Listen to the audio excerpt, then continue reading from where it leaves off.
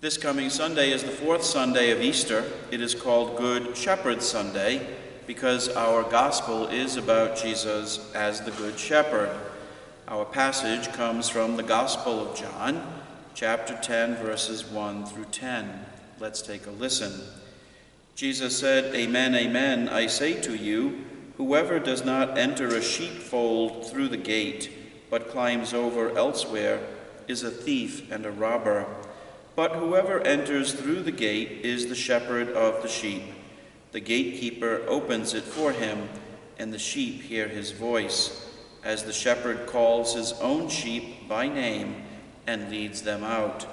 When he has driven out all his own, he walks ahead of them, and the sheep follow him, because they recognize his voice. But they will not follow a stranger. They will run away from him, because they do not recognize the voice of strangers." Although Jesus used this figure of speech, the Pharisees did not realize what he was trying to tell them. So Jesus said again, "Amen, amen, I say to you, I am the gate for the sheep. All who came before me are thieves and robbers, but the sheep did not listen to them. I am the gate. Whoever enters through me will be saved, and will come in and go out and find pasture. A thief comes only to steal and slaughter and destroy. I came so that they might have life and have it more abundantly." The beautiful image of Jesus as the Good Shepherd has its origin in Psalm 23, so very familiar to us.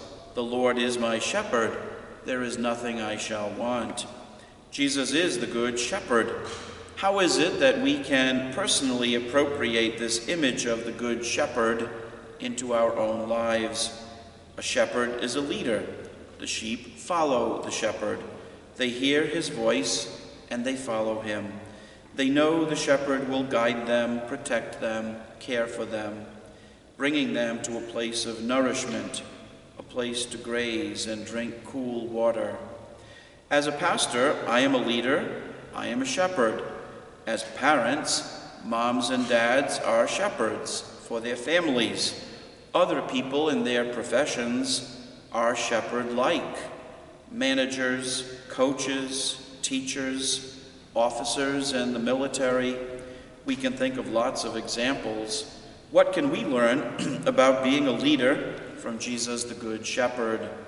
Well, one important quality of the shepherd is courage. The quality of courage stems from being centered, grounded in our faith.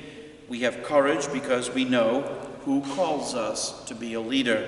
We know who has our back, God.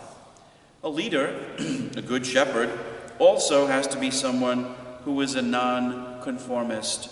We live in a culture that can be so absorbing of our lives.